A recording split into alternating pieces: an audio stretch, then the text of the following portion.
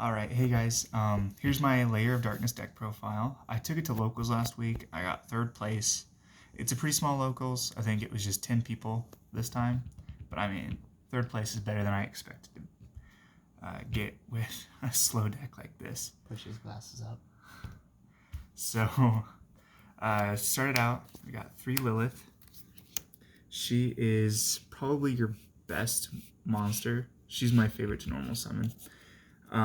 Going first because her effect is you contribute 1 dark monster for cost, and then you reveal 3 normal traps from your main deck, and your opponent sets 1 at random, so they don't know what they set. So you can play some really cool mind games with her. And then my favorite normal summon going second is Arima. He doubles as your field spell searcher, so you can ditch him from the hand to get you your field spell. And also, if you normal him, then you can tribute 1 dark monster to either draw a card, or if you tribute a dark monster besides himself, you can add your boss monster, which is Darkest Diabolos. Diabolos is probably one of the most annoying cards to get rid of, because if you tribute a dark monster that you own, then he'll summon himself from the grave if he was there whenever the tribute was made, or your hand even if not. And he cannot be tributed by your opponent's card effects, and he cannot be targeted by them either. So he's just really annoying. And then the 1 Scarm, you can normal it, you can link it off into Almirage, that way you can get your search, or you can send it off a Foolish Burial. And then, Of course. Dino Wrestler Pankratops. Mandatory. He will tribute himself, but if you have Lair up, you can tribute 1 of your opponent's monsters to pop 1 of the monsters on their side of the field. And he's just a big beater. He's a free summon going second. He's amazing.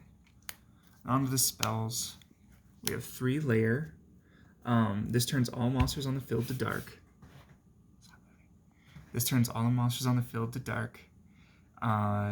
And it gives tokens as well at the end of the turn for every monster that's tributed.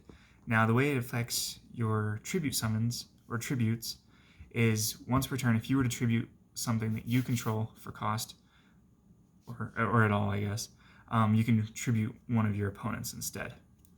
So that's amazing. So whoever the turn player is, say that they tribute 3 times, they'll get 3 tokens.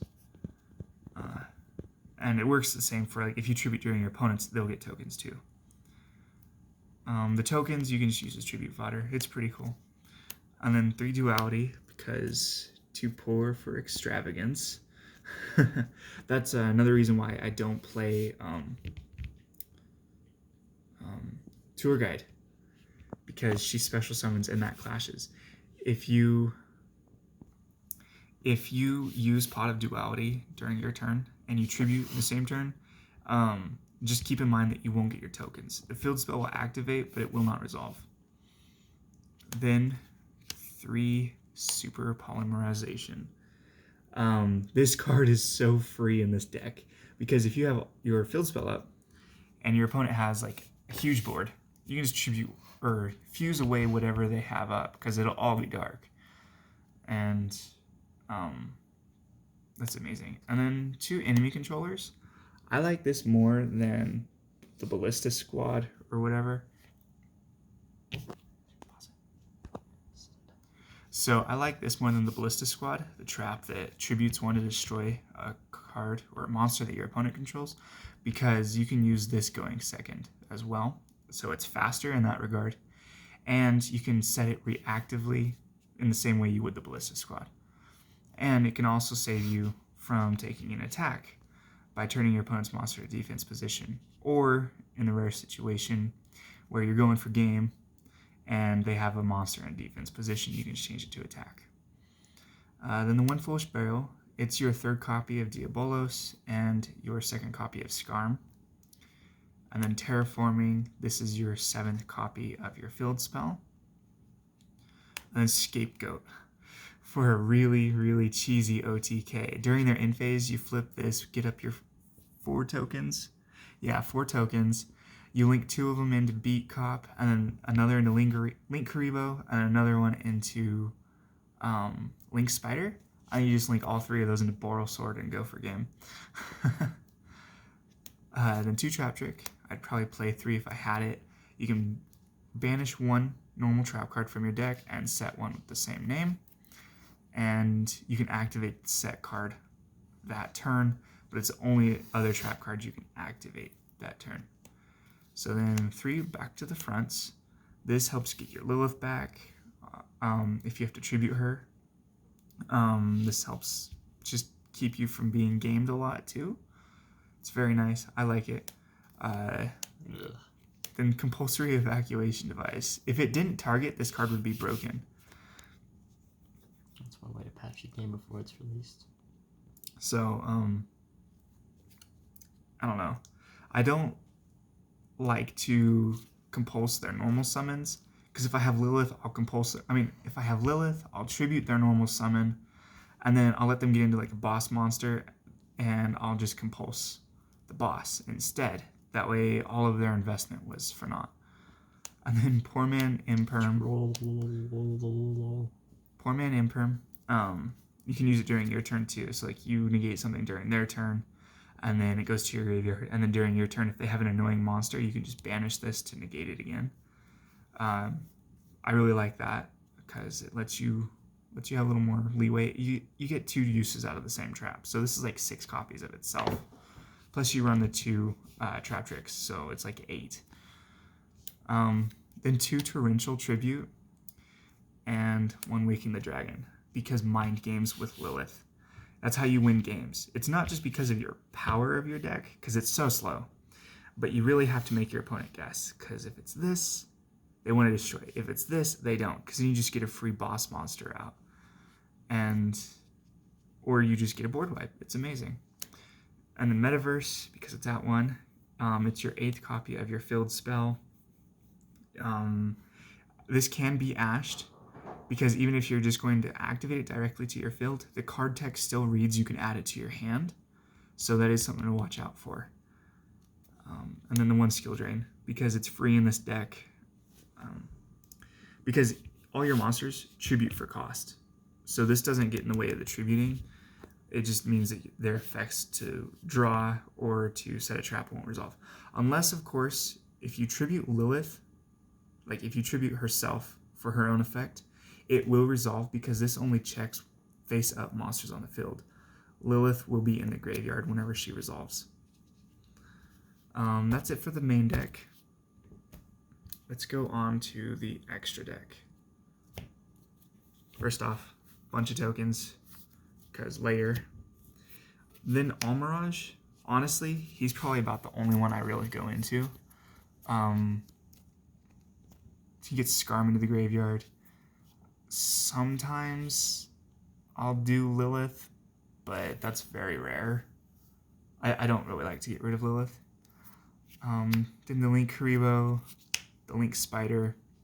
And then once you're getting later into the game and like you have a bunch of tokens, you can make Beat Cop for something besides just the OTK, because you can tribute one of your opponent's monsters or another token, and you can protect your Lair, so they have to clear it twice essentially. And then Boral Sword for a game. Sometimes you can just make him if you have enough resources, but he's rare to come up unless you have the unsearchable win condition that is Scapegoat. Then on to super poly targets. We have the 1 Mud Dragon.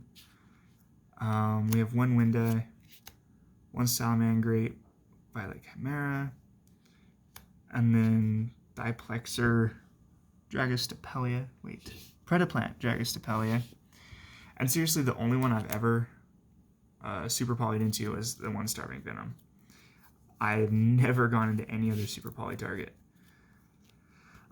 Then for Waking the Dragon targets, we have 1 Nova and 1 Infinity, because I just think it would be so funny for them to clear my back row just for me to be able to eat a monster every turn.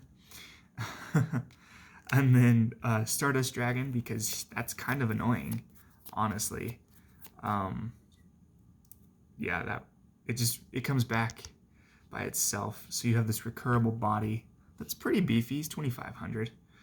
And then probably my favorite Waking the Dragon target is Super Heavy Samurai Steam Train King. He's a 4K booty that can attack in defense position, and he's good, OP. and he's annoying. I played him whenever I played Dracos, uh, extra deck Dracos, and then the 5-headed dragon. He can't be destroyed by battle with dark monsters, which is the only thing that's important because everything on the field is dark.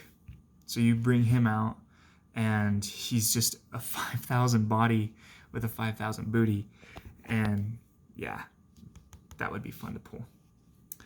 Then onto the extra. All right, onto the side. This is for game 2 or 3, if you know that they have evenly matched, because people will look at your 5 back row and be like, "Holy crap, I'm going to banish that." So they'll side in their evenlies, and you can chain this 2 evenly, or you can just drop it during the standby phase if you're really afraid of something. I just feel like trolling someone. And this also works up against like Orcust, because there's still Orcust at my locals.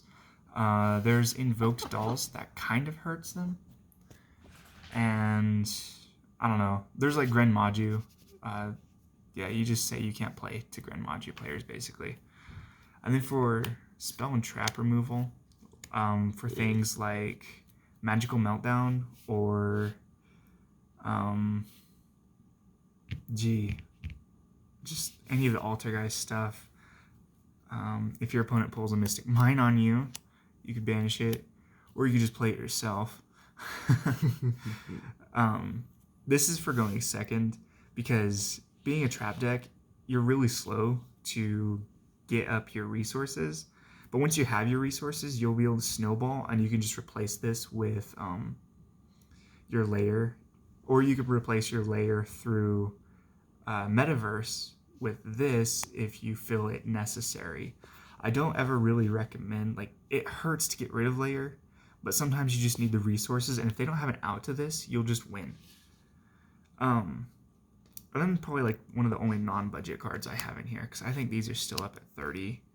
I picked them up whenever they were about 10, but this card is just for going second up against anything, really. If they don't have any negates, then like at the cost of your battle phase, which you usually can't kill them in one turn anyways, so it doesn't really matter, you just banish everything, set your traps, and control the game from there. And then on to the final cards in the side. That would be Heavy Storm Duster. Now, this is mostly for Altergeist or other back row decks, but I don't know.